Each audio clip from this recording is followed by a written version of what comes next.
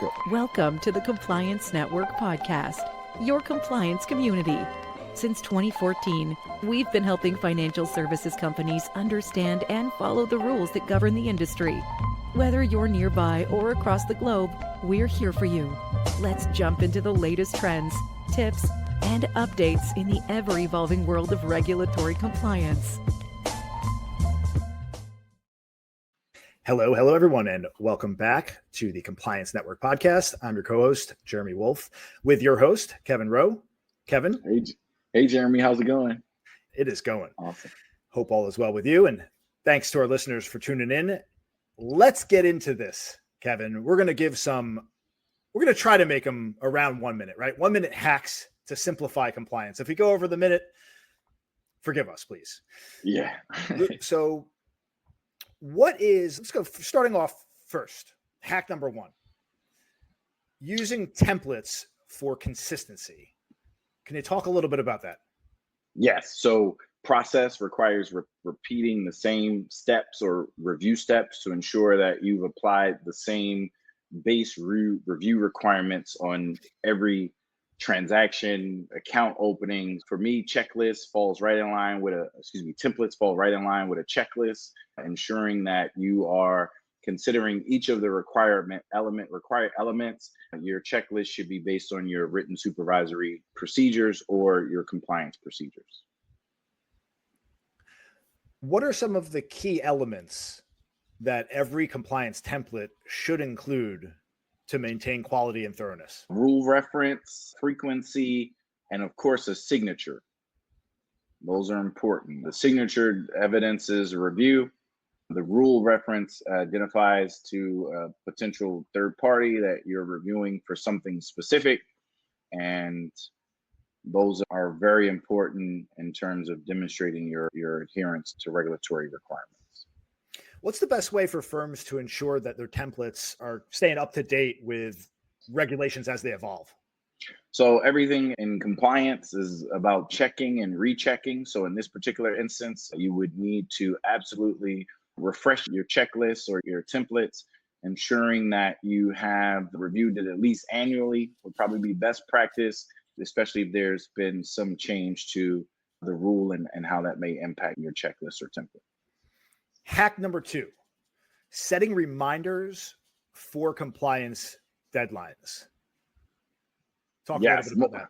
Sure. Most of compliance, if you're a compliance professional or thinking about the field, I'll tell you most of it are responding to fire drills.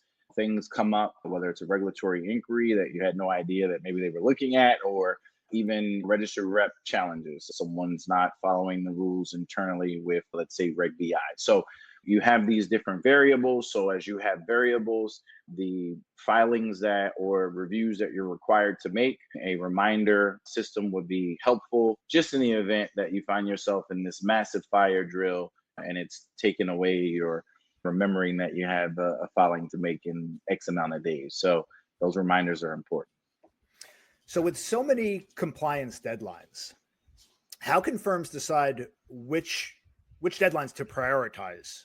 Yeah, all of them. Typically, if you have some type of deadline, it's either mandated by a regulator or mandated by your policies and procedures. Obviously, the crafting of your policies and procedures should take into consideration the resources that you have and the resources that you're going to designate to a particular process. Those processes may have higher risks, but in terms of what needs to be reviewed, it's all going to be based on how you plan it with your policies. Any specific apps or tools from your experience that work especially well for compliance reminders?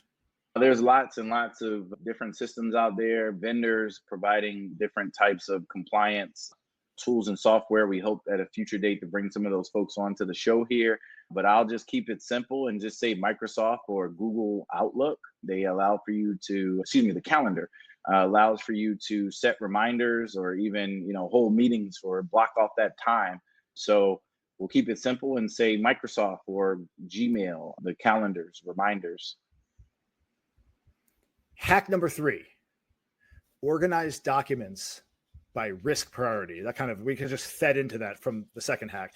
Talk a little bit about organization around risk priority. Right. So if you know that you have a higher risk document or reviews, for example, let's say AML or high priority clients or products or services, or you're distributing a particular mutual fund. So the big deal here is that typically you're going to be asked for that information by either a regulator or maybe even a third party vendor. So having your high risk documentation stored in a readily accessible place goes a long way to showing that you are staying on top of your reviews and ensuring compliance in that process. Segregating those documents allows for you to be able to distribute them. And it also shows an emphasis that you're putting on that particular review. What are some other small everyday practices that can help firms simplify compliance management? Simplify compliance management. So you definitely don't want to do it all with email, right? Your email inbox is probably the worst way to manage either a document collection process or a checklist or a template-based process. Reason being is that you then have to go back and herd those kittens, as we call it. So if all of my registered reps are providing me an annual attestation via email instead of something like DocuSign or PDF, now I have to go back in and fish out all of those emails to make sure that I have all of those signed attestations. One way is to eliminate the inbox as a task management system. It's not. Anything else you wanted to touch on before we wrap this one up? The main thing is to be consistent across all of these hacks. Obviously, if you do it for 12 months or a year, you want to go back and look at what worked and what didn't work, and whether or not certain reviews should be prioritized in the future in terms of moving it up on the calendar. And again, you would base that on a review from what you've done the year prior. Yeah, like with anything else in life and in business, consistency is the key, right? Putting these practices into place will ultimately lead to a culture that's proactive in your organization rather than reactive, which should really be the goal. And as a compliance person, that's where you want to be. Yep. You don't want to be reacting. Yeah. Don't want to be putting out fires. You want to be preventing them from starting in the first place. Exactly. Yeah. Good deal. All right, Kevin, good stuff.